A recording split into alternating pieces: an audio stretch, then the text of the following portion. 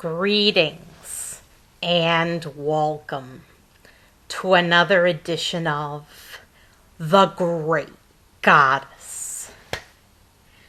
Praise be to Goddess. Praise be to Goddess. Well, here it is, another Wednesday, another day of coronavirus madness. Every single day is a day of coronavirus madness. The whole world's turned upside down. I have a few recommendations for you, like if you have to do your laundry in a public place, if you have to go to a laundromat, or if you have a laundry room at your apartment building, bring some disinfectant wipes if you have any. If they're hard to get now, they've all sold out. And wipe down the fronts of the washer and dryer and all around the rim, because you pull your clothing out. You pull your clothing out and it touches the rim. So wipe the rim all around. If you want to wipe inside the machine, you can. It's not necessarily because it's going to have hot air or hot water inside of it. But be sure you wipe around the rim and wipe down the lid or the door, and wipe down the sides where you might touch or where your clothing might touch. Just a tip, just a suggestion. And when I go to the grocery store now, I wipe the whole basket, because I know I touch the basket here, there, and everywhere. It's just a habit of mine, a bad habit. So I wipe the whole basket on the upper side where I touch. All the places I might touch, I wipe. And also, when I save the wipe when I get to the store, I save the wipe and put it in a bag. And then when I get to a freezer door, freezer doors or refrigerator doors, I use the wipe to open the handles so that I don't have to touch it. And also, when you're signing your name with a pen, when they make you sign for like approving a credit card transaction, when you sign, I've got my winter gloves. I just put on my winter gloves before I get to sign, and I use that to sign with the pen so that I don't have to touch the pen directly. But even then, people touch everything in a grocery store. So when I get home and after I've handled the groceries, I wash my hands very thoroughly. So, coronavirus madness on the rise. Nothing we can do about it. Oh yeah, just so you know, it's almost May. It's almost May, and another goddess festival is coming up. It's so terrific. We love it. It's the Festival of the Mother. And of course, the mother is very significant to us because she's the star of the show, right? She's the one. She's the star of the show. She's the one that is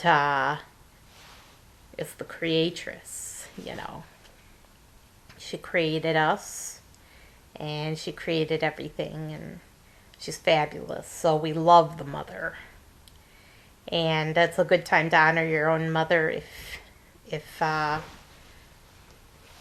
you care about your mother. Now's a good time to honor her. It's coming up. It's coming up soon.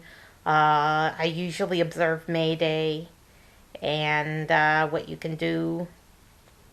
What you usually do on May Day is decorate your entire house, especially outside of your house, with flowers. Bedeck it with flowers. But since there's coronavirus this year, flowers could be a means of transmission of coronavirus if you order fresh flowers. So either you have to grow your own flowers or use plastic flowers if you have them. Hopefully you have plastic flowers and plastic wreaths and plastic garlands and ivy, plastic ivy from other years. I know I do. And you can garland your either the interior or the exterior of your house for May Day. And I like to do that. I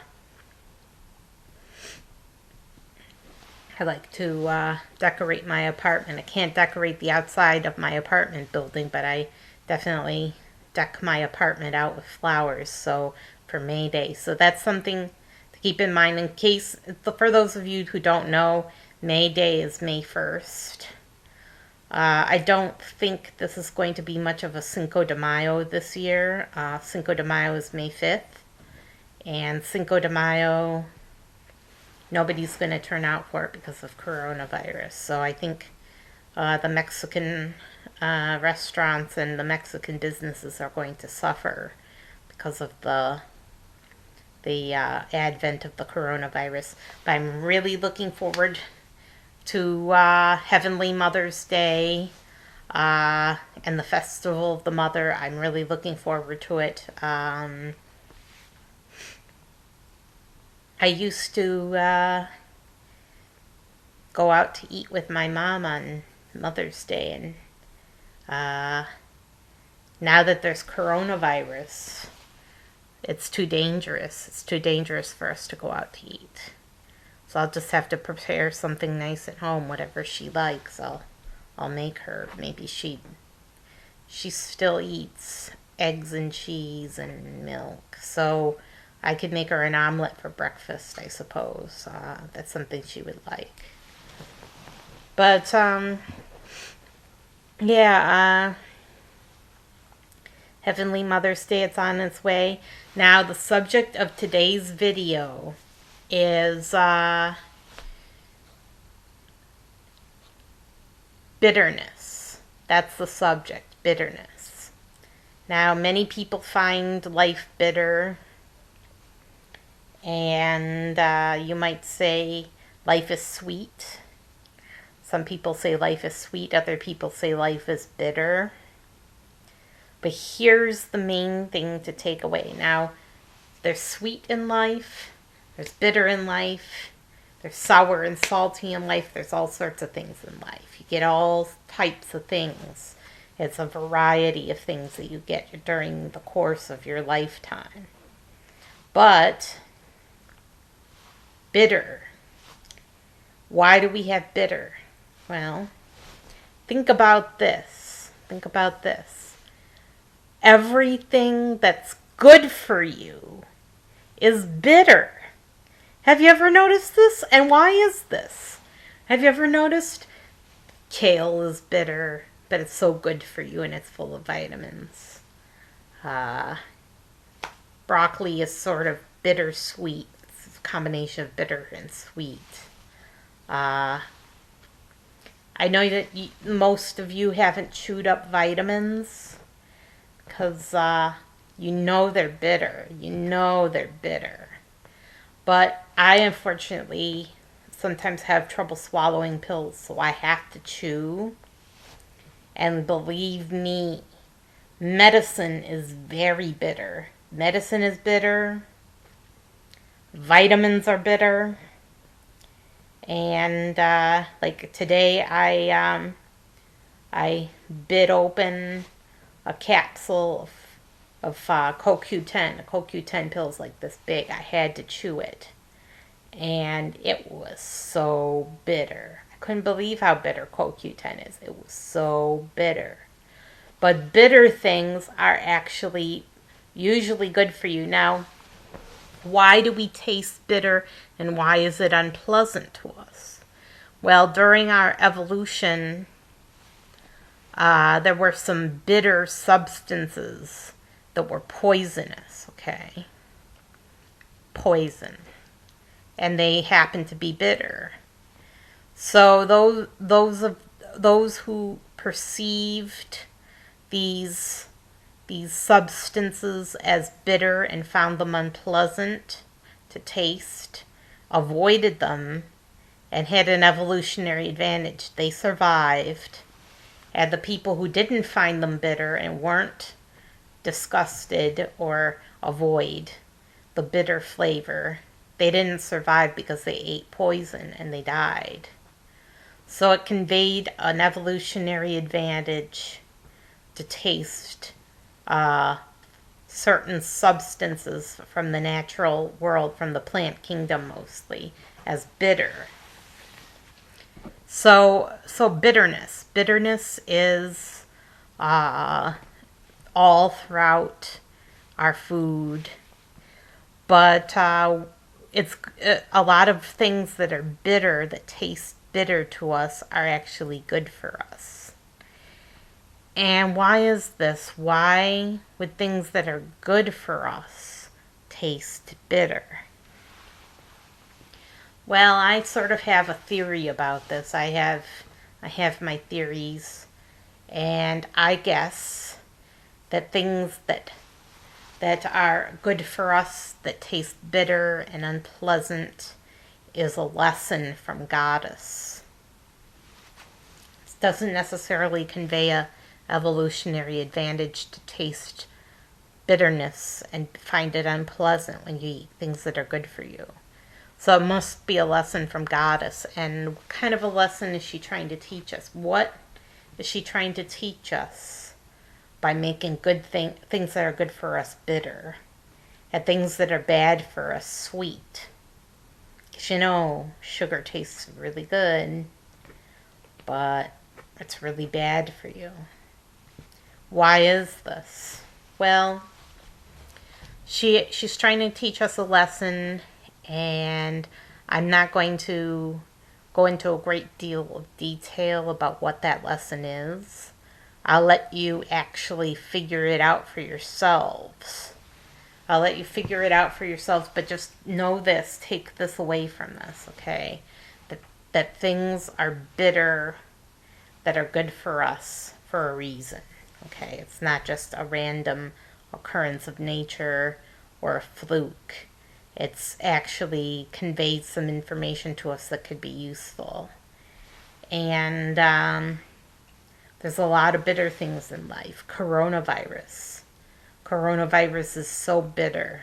It's such a bitter pill to swallow. And it's caused so many people so much pain and heartache. And it's caused so many deaths so far. And death is bitter. Bitter, bitter death. What could be more bitter than death? But there's an upside to it. After you die, you go to a better place.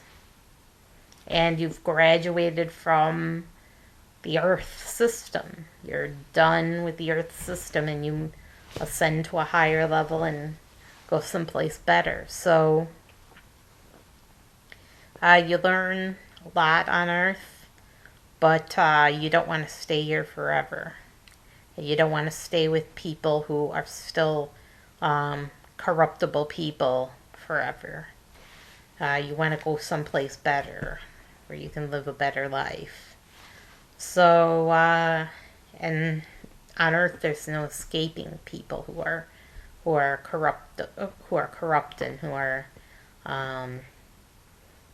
corrupted. You can't escape from them here on earth. So it's actually to your advantage and to your higher purpose, and better for you spiritually if you leave earth. And also bad people die, but that's not so they can go to a better place. It's so that they don't torment people forever. Just think what would happen if bad people lived forever. They would terrorize the earth, and furthermore, they would never learn anything, because their ultimate fear is death. They're very afraid to die because it's the fear of the unknown, and they're full of fear. So, because it's the fear of the unknown, they're afraid to die. And because of that, when they get close to their deaths, as a person who's, now I'm not just saying that there's bad people and good people. Okay, people are shades of gray, right? But when a person who's very corrupt gets close to their end of their lives, when a person who gets close to the end of their lives and they're afraid, they might actually reform. And it's been a big force for reform in the history of this planet. A lot of people get close to death and they turn over a new leaf. So death has that effect on people. It has that effect by scaring them enough. They're, scared straight. I hate using the word straight. They're scared gaily. They're scared gaily, and that's a good thing because they're scared out of their miserable selves. They're scared out of it, and they begin to reform. So death is a potent force for good. So that's just some. I'm not going to say what's good about death being bitter, but that's just one of the takeaways for you. It's just an example to make you think about why it might be that bitter things are good for us. Another thing that's bitter, that's good, is schooling. Like, I'm in school right now, right? I'm learning my lessons. And it's rough. It's really a lot of hard work, and it's really rough. And it's other people. It's not Goddess that's putting me through it. It's other people that are putting me through this. Now, why would other people put me through this? Because they know it's good for me. They know that if I work hard and if I push myself to my utmost, not only will I achieve, and not only will I learn something lasting that I can use later on in life, but also it's good for me because I stay out of trouble. And you know how I like to get into trouble. I love it. I love getting into trouble. I'm always getting into trouble. But as long as I'm working at something, I stay out of trouble. And, the thoughts are less. I don't have as many bad thoughts when I'm working hard, although sometimes I do. The mechanism is almost impossible to control. But when I'm actually like when I was in the classroom, it got less and less and less. So it really helps. It really helps to stay busy and to be working and to stay out of trouble. It really helps with things like bad thoughts, voices, thinking of doing yourself harm or thinking of doing others harm, or thinking of robbing a bank or getting into trouble. Like a guy once told me, as long as he is working, as long as he's working at a job and stays busy, it keeps him out of trouble. And he won't go back to prison. He actually went to prison.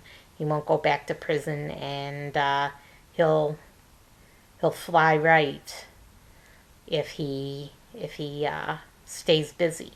And it comes with perks, it comes with side bonuses that you're staying busy and staying out of trouble. One of the side bonuses is that you make money, right? And money's great because you can stay out of trouble shopping on eBay, and you're not contributing to something catastrophic if you're shopping. As long as you're not shoplifting, shopping is fine.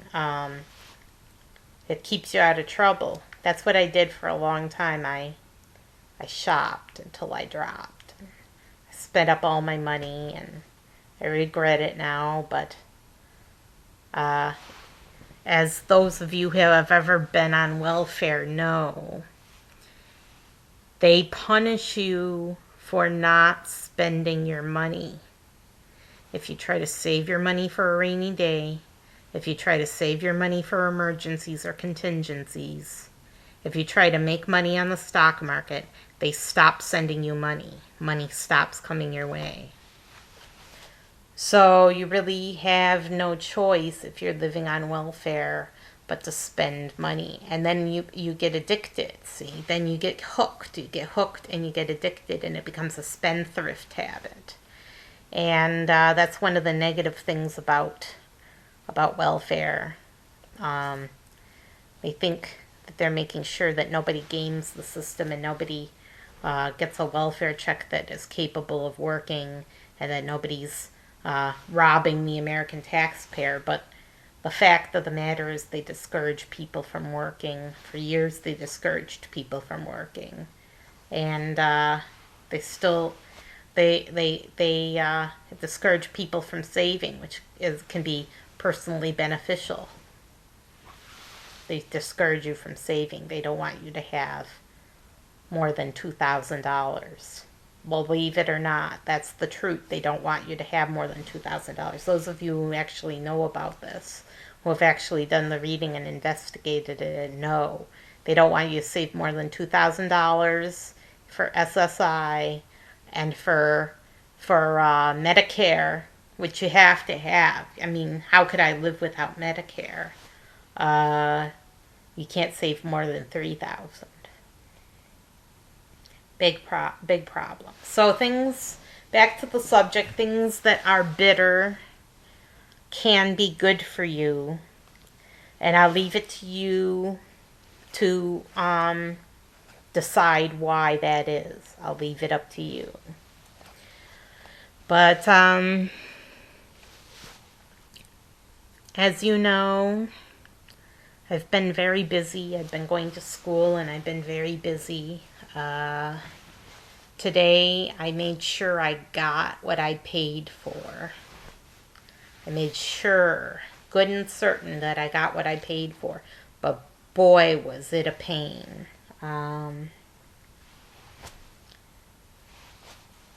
You pay for an e-textbook, right? An e-textbook. You've all familiar with e-textbooks. But guess what? You have limited access to it. You only have access to it while you're in school for a short amount of time.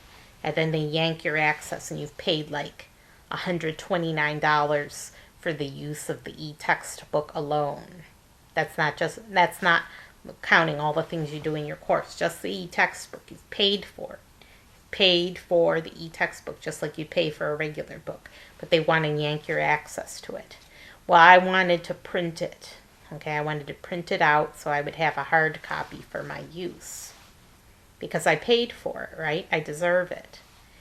So then I went in and found out that there's no way to just print it. Okay? You have to go through it one page at a time. And there was something like 417 pages. I had to go in, click, print, click, print, click, print, click, print, click, print. I had to do that 417 times, and it had to load each time. Load, load, load, load, load. So it took over 3 hours to print out the e-textbook that I was entitled to. And I wasn't even able to print the whole thing because it was too big. It was too big. There were other parts to it that I just didn't have time to print.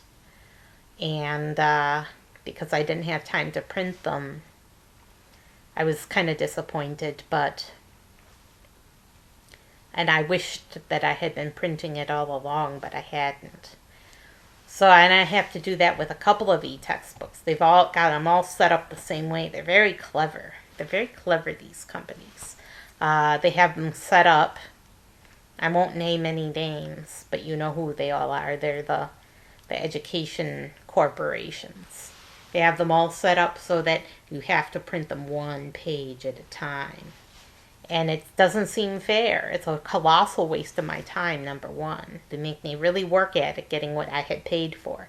Getting what's mine and getting what I paid for, I have to work at it.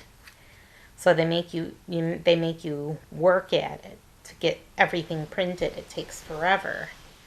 And the other thing is, that I think they're doing this because they're afraid of people uploading it to a website and distributing it for free, or even worse yet, selling it on a black market. They think people can hardly wait to get their hands on their education, and they don't want that. They want you to pay for it. They don't want to give it away for free. They don't want to give away knowledge for free. They want you to pay for knowledge. So to make you pay, they make you go through it one page at a time and click and print and click and print. And they waste your time. And that's to discourage you from printing it so that you won't get a hard copy of the textbook that you paid for. Doesn't seem fair, does it? This is just an example of how people can be so unscrupulous. People, I mean, it's a convention that's allowed in our society, but let's face it, the conventions of society mean squat. People are just messed up. They're really messed up. But I got what was mine. I got a hard copy of my e-textbook for future use. So I won't have to pay them $46.95 for a hard copy. And for some reason, I don't know what this reason was, but they didn't have the whole thing. Part of it was cut off. So I missed the first 4 chapters. The first 4 chapters of the e-textbook were missing. So I didn't get to capture the whole thing. I can only guess at what I missed.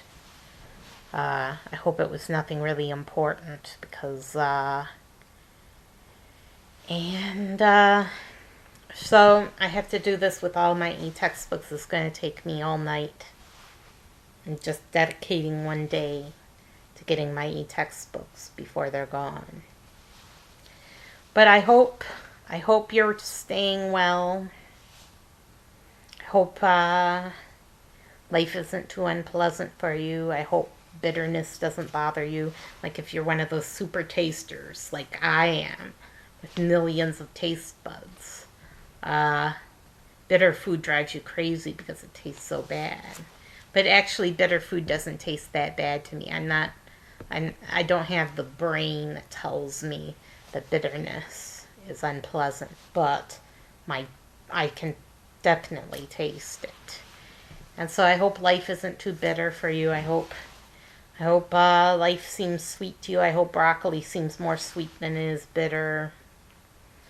But you can't control your taste buds. I mean, that's what you were born with, right? For whatever reason, Goddess had a reason for giving you the taste buds that she did. And even something as simple as bitterness has its place and has its purpose.